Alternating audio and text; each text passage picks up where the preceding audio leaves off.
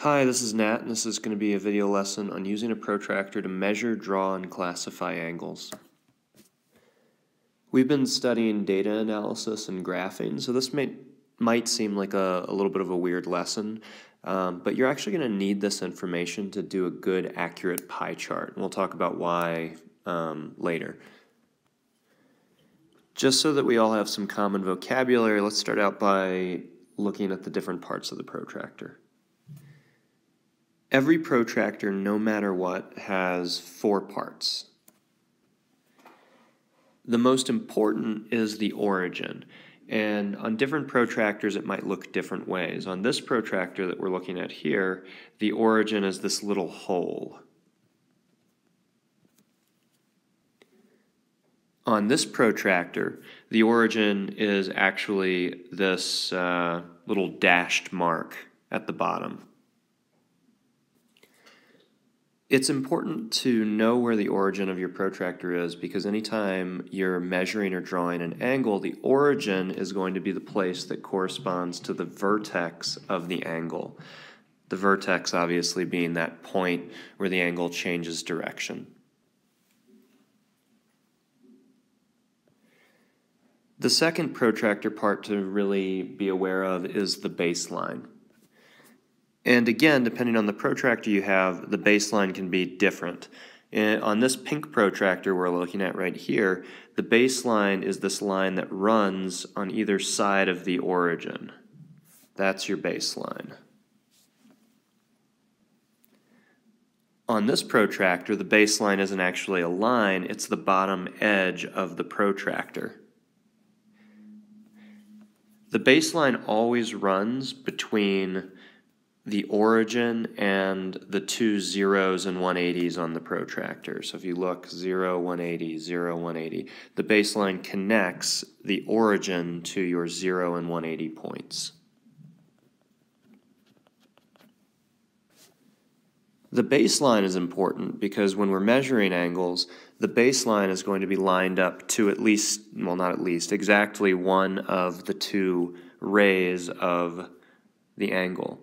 So you'll line your baseline up along one of the 2 rays, and it really doesn't matter which one, but one of your 2 rays needs to sit on the baseline with the vertex of your angle on the origin.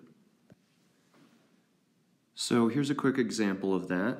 If I want to measure this angle, I'm going to start by locating the origin of my protractor here on the vertex, and I'm going to line my baseline of my protractor up along one of the 2 rays. In this case, I'll probably use this ray. I will make that the baseline. And here's an example of what that looks like. Again, with this protractor, you can see that my ray is on the baseline, passing through 0, 180, and my origin is placed on the vertex of the angle.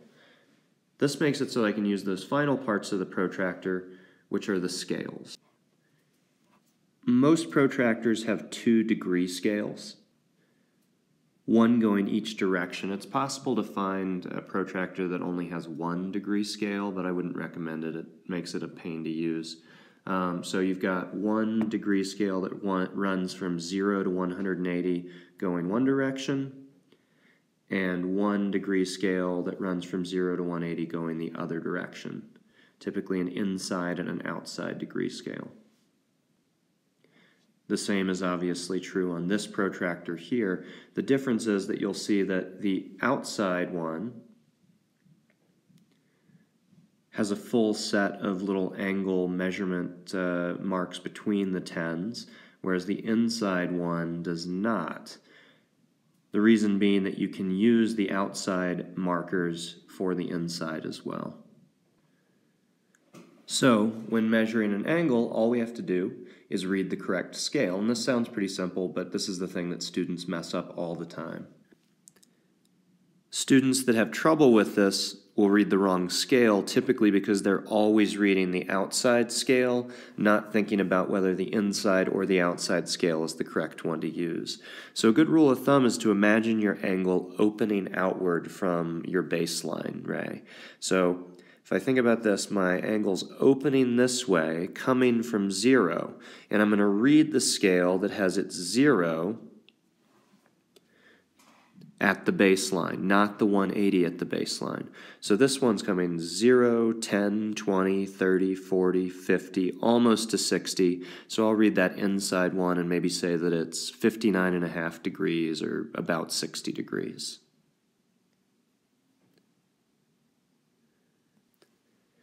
Another easy way to not make mistakes measuring angles is to just know the different types of angles and what to expect from each one. Hopefully this is some quick review, but right angles are 90 degrees. They are those perfect kind of paper edge angles, and we'll sometimes see a little box in the corner of them to let us know in advance this is intended to be a 90-degree angle. It's kind of an interesting thing to note that a right angle is kind of an imaginary idea. With a specific enough measurement, no angle is going to be exactly 90 degrees. It's always going to be off slightly bigger, slightly smaller at some point. So in real life, right angles are more of an idea than an actual existing thing. For example, the corner of a piece of paper is intended to be a right angle, and we think about it being a right angle, but at some specific enough measurement, it's no longer exactly 90 degrees. It's 90.00 something other than 0. Acute angles are the ones that are less than 90, so anything smaller or more closed than a 90-degree angle is going to be an acute angle. Obtuse angles are the ones we tend to think of as being more than 90 or more open than a 90-degree angle, so anything greater than 90, but also anything less than 180. So an obtuse angle exists in a specific range between 90 and 180. Because at 180 degrees we have the so-called straight angle, which is actually just a line. And if you imagine an angle that continues opening after 180 degrees, it actually wraps back around into what looks like an obtuse angle or an acute angle, but is actually the back side of that angle greater than 180 degrees and is called a reflex angle. So anytime you see a right or obtuse or acute angle, it's important to remember you're actually looking at two angles, the angle that's smaller and the larger reflex angle on the other side.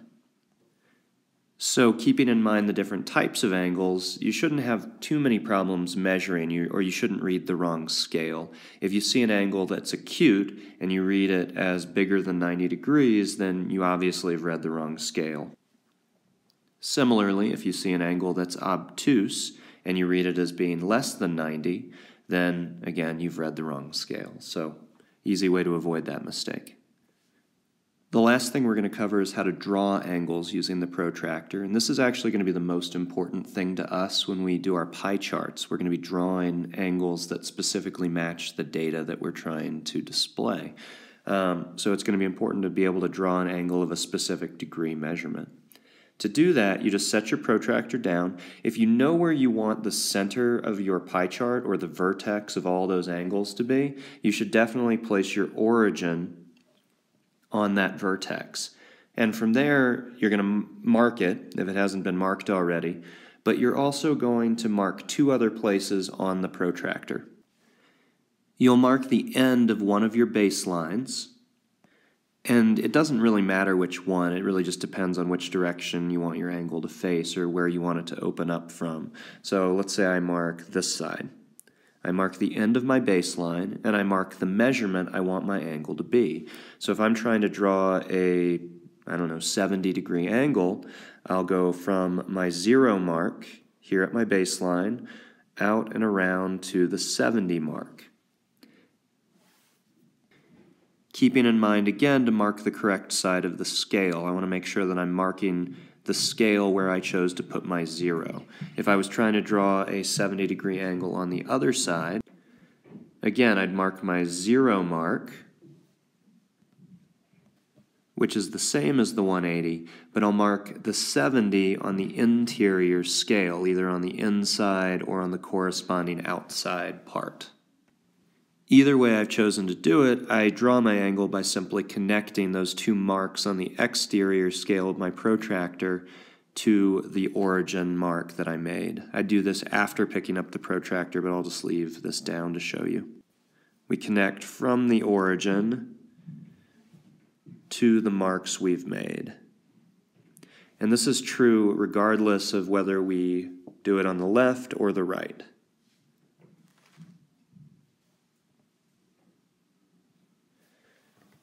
And that's how we draw an angle. And here are your practice problems for this lesson.